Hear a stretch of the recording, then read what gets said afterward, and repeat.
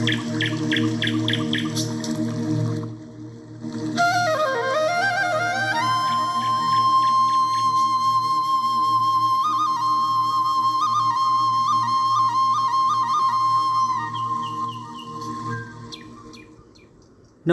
मंडळी. या आधीच्या भागांमध्ये आपण भगवद्गीतेचे 10 अध्याय पाहिले. त्या अध्यायातील श्लोकांचं अर्थासह वाचन केलं. मंडळी, आजपासून आपण सुरू करतोय अध्याय 11वा, एकादश अध्याय. या अध्यायाचं नाव आहे विश्वरूपदर्शन योग आणि या अध्यायात एकूण 55 श्लोक आहेत, जे आपण 3 भागात 18, 18 आणि 19 अशा प्रकारे त्याचं वाचन करणार आहोत.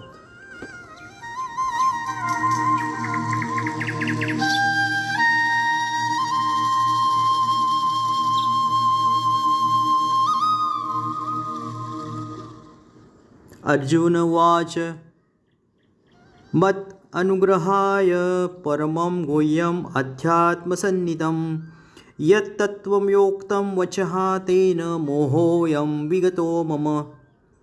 अर्जुन म्हणाला, या परमगुह्य आध्यात्मिक विषयांसंबंधी तुम्ही कृपावंत होऊन जे उपदेश दिलेले आहेत ते ऐकून माझा मोह नष्ट झाला आहे.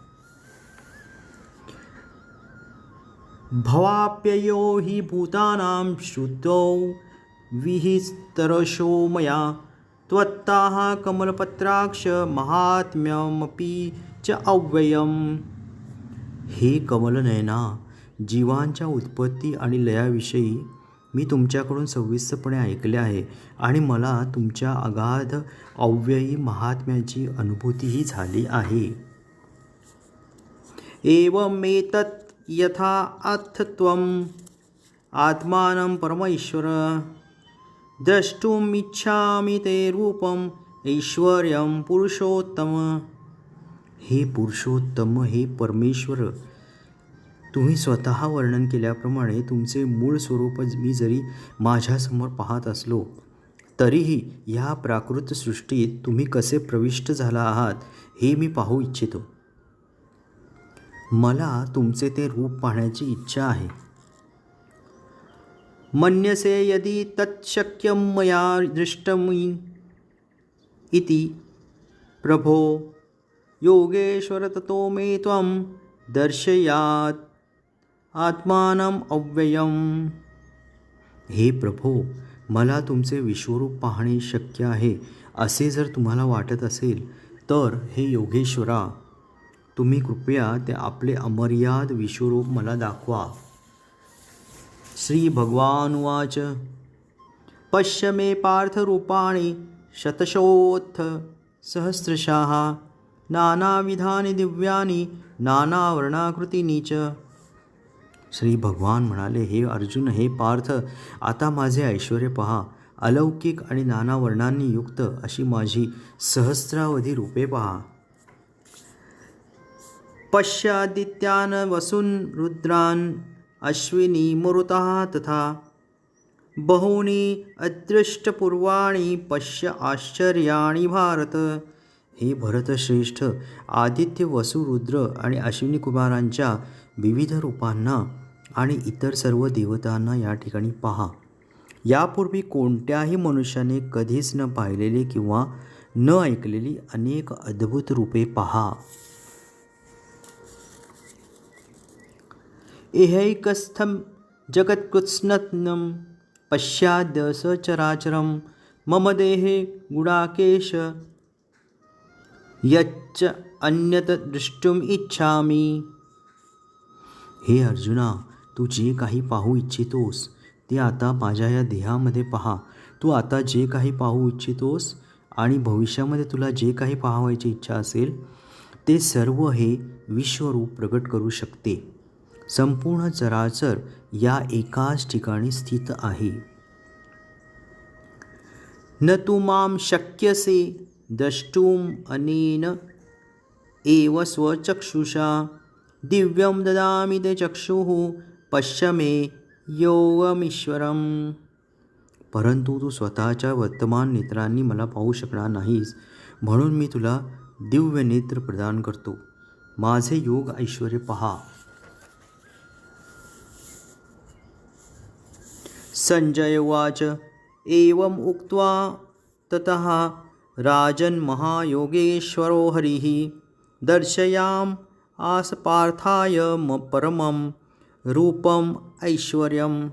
संजय म्हणाला, हे राजा, याप्रमाणे बोलून महायोगेश्वर पुरुषोत्तम भगवंतांनी आपले विश्वरूप अर्जुनाला दाखविले.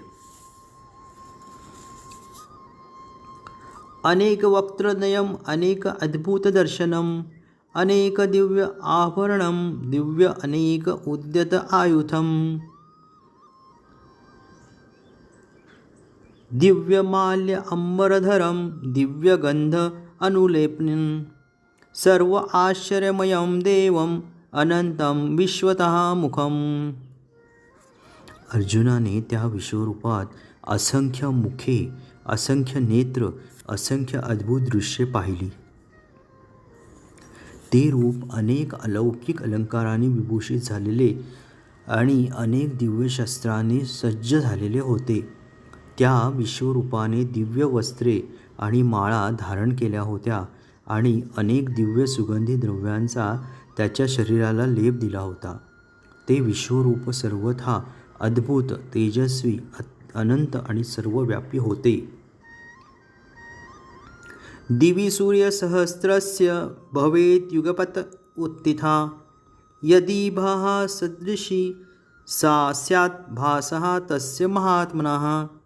आकाशामध्ये एकाच वेळी जर सहस्र सूर्यांचा उदय झाला तर कदाचितच त्यांचे तेज भगवंतांच्या विश्वरूपाच्या तेजाशी साम्य करू शकेल.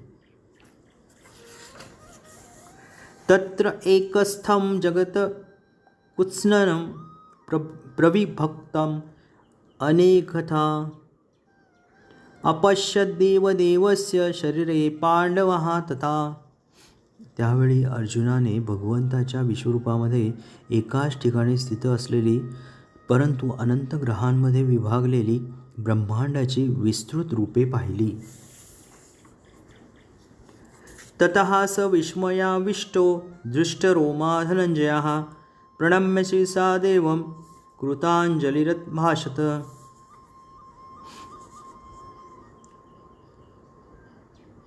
त्यानंतर भ्रमित आणि आश्चर्यचकित होऊन अंगावर रोमांच उभारलेला अर्जुन प्रणाम करण्यासाठी नतमस्तक झाला आणि हात जोडून त्याने भगवंताची स्तुती करण्यास प्रारंभ केला. अर्जुन उवाच. पश्यामि देवान् तव देवदेहे सर्वान् तथा भूतविशेषसज्ञान् ब्रह्मणम् ईशं कमलासनस्थं ऋषींच सर्वान् उर्गांच दिव्यान्. अर्जुन म्हणाला, हे भगवन, हे कृष्ण, मी तुमच्या शरीरात एकत्रित झालेल्या सर्व देवांना आणि इतर विविध जीवांना पाहत आहे. कमलासनावर बसलेल्या ब्रह्मदेवांना तसेच भगवान शंकर, सर्व ऋषी आणि अलौकिक सर्पांना मी तुमच्या देहामध्ये पाहत आहे.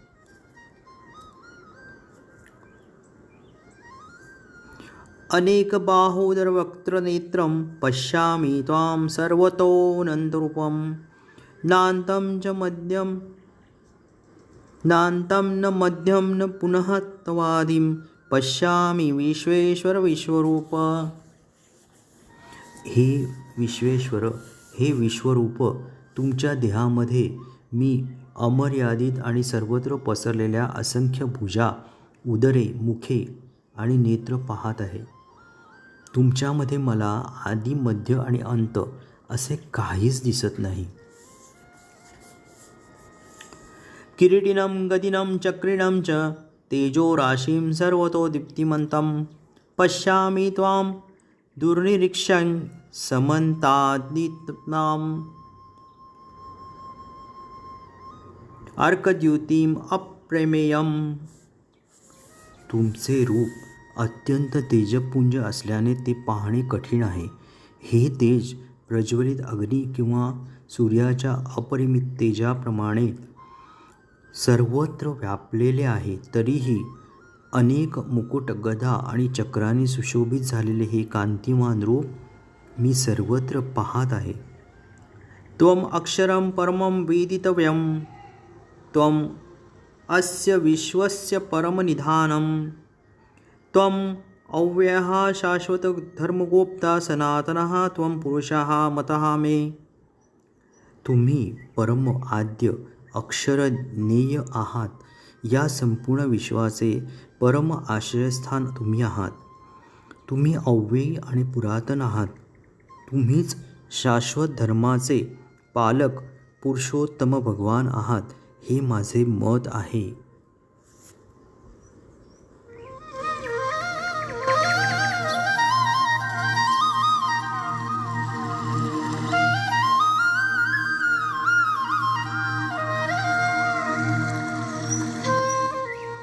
मंडळी, याबरोबरच आपला 11वा अध्याय विश्वरूप दर्शन योग या अध्यायाचे पहिले 18 श्लोक पूर्ण झाले. त्या श्लोकांचे आपण अर्थासह वाचन केले. मंडळी,